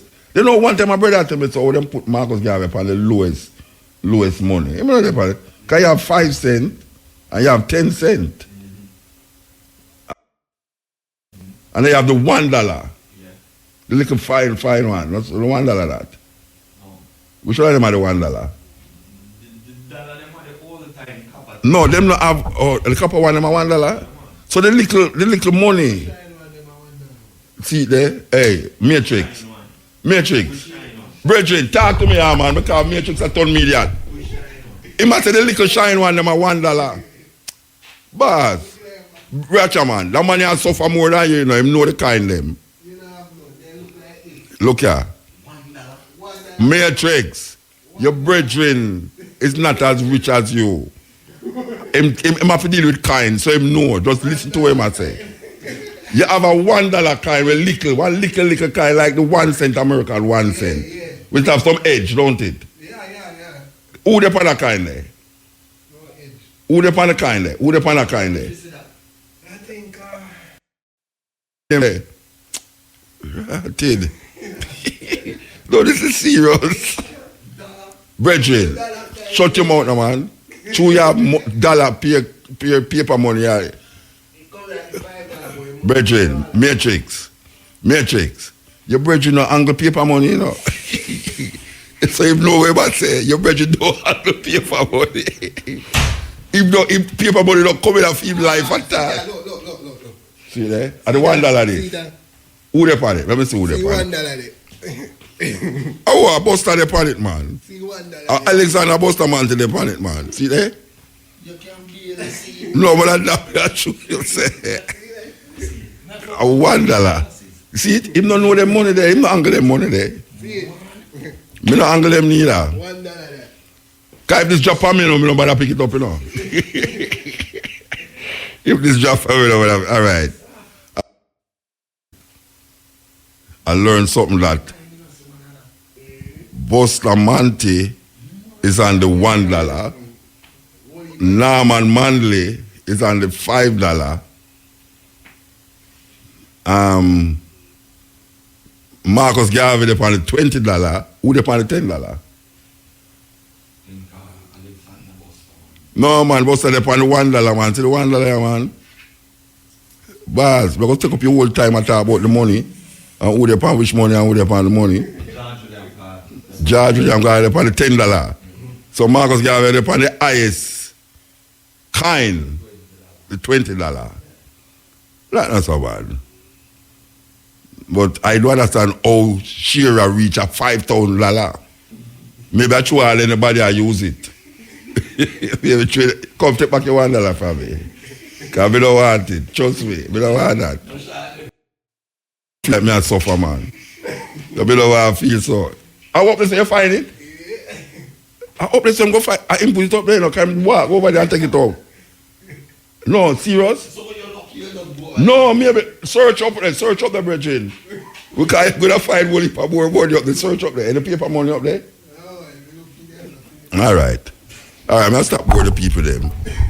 I'm bored the people them with lack of understanding about our Jamaican currency. Gone, you know. I'm going to go with this.